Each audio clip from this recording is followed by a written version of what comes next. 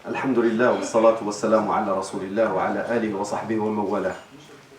Inch'Allah, هذه فقرة صغيرة, c'est un tout petit paragraphe يساعدنا على فهم حاجة مهمة في قراءة القرآن, qui va nous aider à comprendre quelque chose de très important dans la lecture du Coran. كثير من الناس كيظن بأن قراءة القرآن يكفي فيها الصوت الجميل وأن الإنسان يكون يعني عنده علاقة بالتغني بالقرآن وهذا وإن كان يعني مطلوب إن شاء الله, هذا وإن كان إن شاء الله مطلوب, ولكن القرآن يستلزم منا, يستحق منا اهتمام أكبر.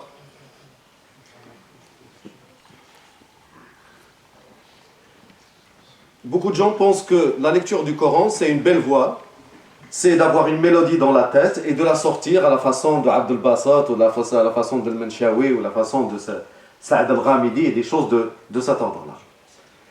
La belle voix, avoir du souffle, avoir une oreille qui capte bien pour que ce soit équilibré, connaître Ahkam Tajwid, c'est très bien.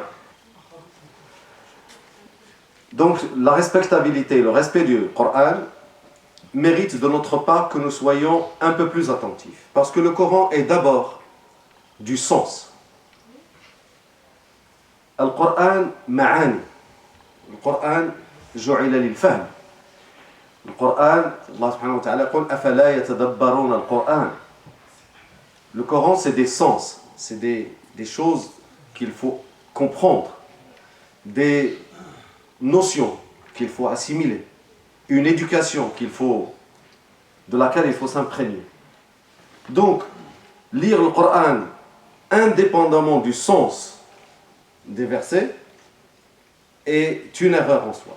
يعني قراءة القرآن ولو بأحكام التجويد ولو بالصوت الجميل إذا كان لا يراعي المعاني التي تقرأ فهذا لا يؤدي الدور الذي من أجله أنزل الله سبحانه وتعالى القرآن. Allah subhanahu wa ta'ala dit فَلَا يَتَدَبَّرُونَ الْقُرْآنَ. Est-ce qu'ils ne méditent pas le Coran? Donc le Coran, la première action qu'on fait avec le Coran, c'est le fait de le méditer. هذه المسألة المهمة هي مسألة الوقف والابتداء. الوقف والابتداء. Cette question tellement importante, c'est de savoir où commencer et de savoir où s'arrêter. Vous allez me dire, c'est très simple, je n'ai qu'à prendre un mushaf et je regarde les petits signes qui sont écrits. Dans les versions orientales, vous avez des jims, vous avez des sali, vous avez des qaf, lam et vous avez des la, vous avez des 3 points. Mais cela en soi, bien que ce soit pratique, les gens qui lisent le Coran se rendent compte très très vite la limite de ce que cela pourrait apporter. La version du Maghreb al-Arabi, on a ce qu'on appelle waqf al-habti, rahimahullah. Al-habti, هذا إنسان عاش هذه 4 القرون. Donc c'est quelqu'un qui a vécu il y a 4 siècles et qui a mis, comment dirais-je, pour que les gens puissent notamment lire le Coran collectivement et s'arrêter, commencer tous au même endroit et s'arrêter tous au même endroit, il a mis des moments d'arrêt qui sont marqués par sah, ça veut dire un petit sad avec un ha à côté qui veut dire arrête-toi ici. Et quand vous voyez par exemple des Marocains ou des Algériens qui lisent en groupe, ils commencent au même endroit et s'arrêtent au même endroit. Mais ça aussi, ça a ses limites. Et justement, on va prendre, Inch'Allah, un verset qui va, de la façon dont il est ponctué, vous allez voir qu'il est quasiment, à moins d'être un spécialiste de tajwid et de la voix, de le lire de bout en bout. الصعيب أنك تقرأه هو الآية من سورة الزخرف, الآية 23 من سورة الزخرف. Vous allez voir la difficulté et surtout, vous allez voir que quelqu'un qui ne comprend pas ce qui est dit dans le verset, il est impossible qu'il règle les moments d'arrêt pendant le verset. Allez, donc je vais demander, Inch'Allah, au frère Mohamed Benchir de le lire. Il n'était pas prévenu que cet exercice va avoir lieu. Donc, il est comme vous. Il ne sait pas à quoi s'attendre. Donc, essaye de faire du mieux que tu peux. Bismillah.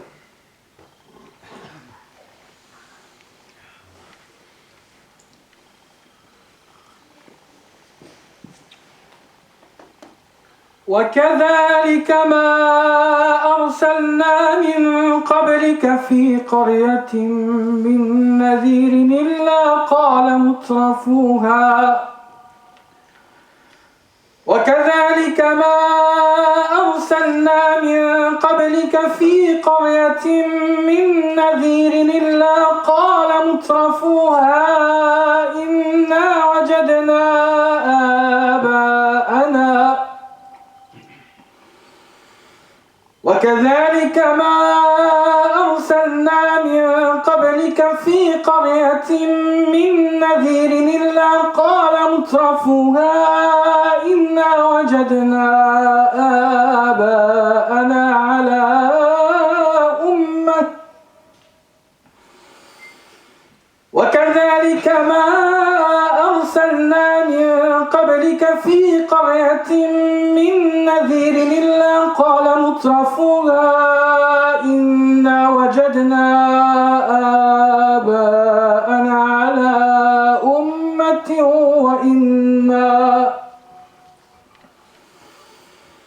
وكذلك ما أرسلنا من قبلك في قرية من نذير إلا قال مترفوها إنا وجدنا آباءنا على أمة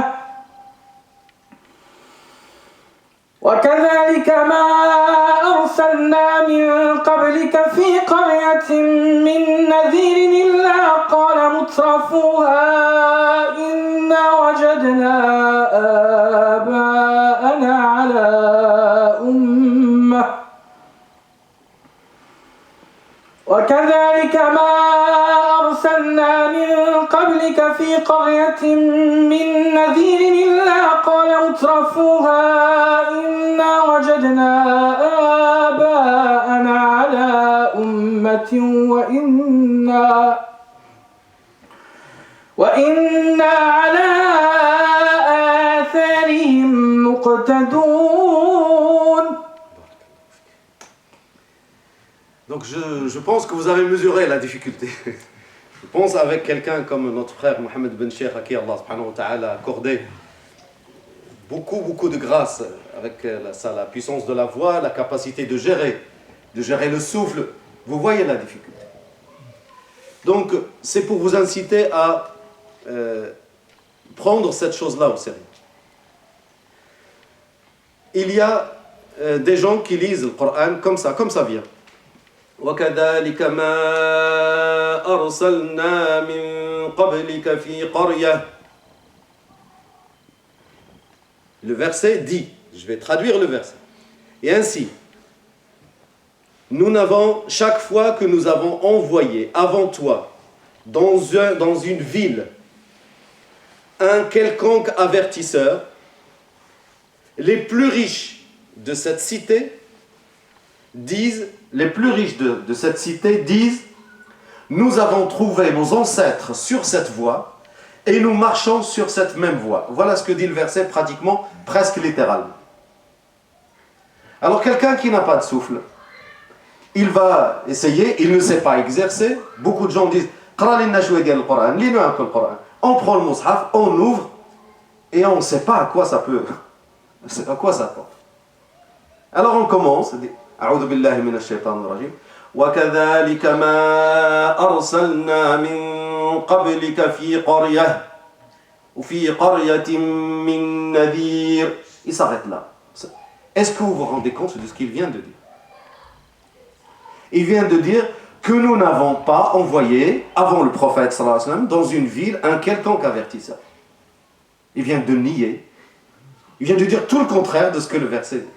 Parce qu'il s'est arrêté au mauvais endroit. Et pourquoi? Il ne comprend pas ce qu'il dit. وقف هنا قال لك الله سبحانه وتعالى قبل النبي صلى الله عليه وسلم ما عمره ارسل شي مرسل شي نذير. وهذا كل هذا باين الخلط والخطأ والخبط. علاش؟ لأن ما فهمش شنو كيقول. إذا شنو يعمل؟ يعرف فين غادي، فين يوقف. وكذلك ما أرسلنا من قبلك في قرية من نذير إلا قال مترفوها. Il y a une négation, puis un illa qui fait l'exception de cette négation. Comme dans la ilaha illallah, al-nafi et l'ithbat. Même si la phrase n'est pas terminée, tout le monde comprend, tous ceux qui comprennent l'arabe, ils comprennent la phrase n'est pas terminée. Mais ils savent qu'il y a une suite. Illa qala mutrafuha. Que les riches de cette ville disent. Quand vous entendez ça, dans votre tête, vous avez mis 2 points, vous attendez les guillemets, qu'est-ce qu'ils disent? Donc tu es déjà dans un questionnement avec le Coran. Alors que la première fois où il s'est arrêté, c'était un point. C'était un point et la majuscule derrière. Ça veut dire qu'il a coupé le sens de manière maladroite. Hadi l'oula. On s'est arrêté. Illa qala mutrafuha. Donc il va reprendre. Où? Mleradi bghirja. L'infred marjash. Il veut revenir, mais il doit reprendre, mais il ne reprend pas. Qu'est-ce qu'il va dire? Inna wajadna aba'ana ala ummatin wa inna ala atharihim muqtadoun. Il vient d'endosser, lui, le discours de ces gens-là qui ne croient pas en Allah subhanahu wa ta'ala. Il vient de le prendre à son compte. Il vient de dire, nous avons trouvé nos ancêtres sur une voie et nous sommes décidés à marcher sur leur voie. Mais qui a dit ça? C'est lui. La hawla wa la quwwata illa billah. Vous vous rendez compte? يعني قال بأن احنا لقينا جنودنا غاديين في واحد الطريق ديال الغلط وبقينا غاديين وراهم. واش المؤمن اللي كيامن بالله وبالنبي صلى الله عليه وسلم يقول هذا الكلام هذا؟ لا. وفين كاين الغلط؟ انه ما رجعش. خاص رجع ويقول إلا قال مترفوها إنا وجدنا آباءنا على أمة وإنا على آثارهم مقتدون. Allez, on réunit tout ça. On n'a pas le souffle d'aller de bout en bout. J'ai essayé, ça fait 1 semaine que j'essaie. J'ai réussi une fois. Et j'étais devenu tout bleu. Ah oui, mais je voulais. Je ne vais pas essayer devant vous parce que je risquerais de ressembler plus à un schtroumpf qu'à un être humain. Donc, quelqu'un qui veut lire le Coran, et surtout notamment quand il veut le lire devant les gens, c'est un exercice qui mérite le respect, déjà. Le respect de la part des gens qui vont écouter, parce que c'est la parole de Dieu, mais le respect de sa part. Il s'agit de la parole d'Allah subhanahu wa ta'ala. Parce que le waqf ou l'ibtida', l'art de commencer et l'art de s'arrêter, c'est l'art même, comme disait l'imam Ali radiyallahu anhu. Bien sûr, il y a makharij al-huruf, tout ça, ça se travaille. Mais l'art, la maîtrise, elle est dans le waqf et l'ibtida'. Quand tu sais où commencer. Et puis, ça s'apprend, c'est une science qui s'apprend. Tu ne tronques pas une phrase. La phrase la plus connue, mais c'est par exemple de ne pas s'arrêter sur Waylun li al-musallin et de finir le verset. Malheur à ceux qui prient. Vous vous rendez compte? J'ai entendu un des grands s'arrêter dessus, mais quand la lecture continue, normalement, il n'y a pas de problème. Quand la lecture continue, il n'y a pas de problème. Mais sachez que lire le Coran, c'est l'occasion aussi de s'intéresser, c'est le principe même sur lequel nous travaillons depuis au moins 6 mois, sur la compréhension. ملي كتقرا وتحفظ حاول تفهم باش حتى ملي تجي تقراه قدام الناس ولا تقراه للعباده تكون القرايه مضبوطه ويكون المعاني مضبوطه. Je termine. Je voulais dire, nous travaillons sur cette idée de la compréhension qui accompagne l'apprentissage. Parce que tu peux donner du sens, et c'est un sens qui peut être profond. Mieux que ça. حاجة أكبر. العالم اللي عارف شنو كيعني. Quand il lit le Coran, de la façon où il va s'arrêter, il peut te donner plusieurs sens dans le même verset. Et cet exercice, Inch'Allah, ce sera soit tout à l'heure, soit Inch'Allah pour la prochaine Ma'idat al-Qur'an. Comment, en respectant l'art de l'waqf et de l'ibtida, on peut décliner plusieurs sens dans le même verset. Peut-être tout à l'heure, j'ai un exemple déjà prêt en tête, Inch'Allah, tout à l'heure dans l'un dans l'un des cercles qu'on fera tout à l'heure. Subhanak Allahumma wa bihamdik. أشهد أن لا إله إلا أنت أستغفرك وأتوب إليك. اللهم صل على محمد وعلى آل محمد كما صليت على إبراهيم وعلى آل إبراهيم في العالمين إنك حميد مجيد. وبارك الله فيكم.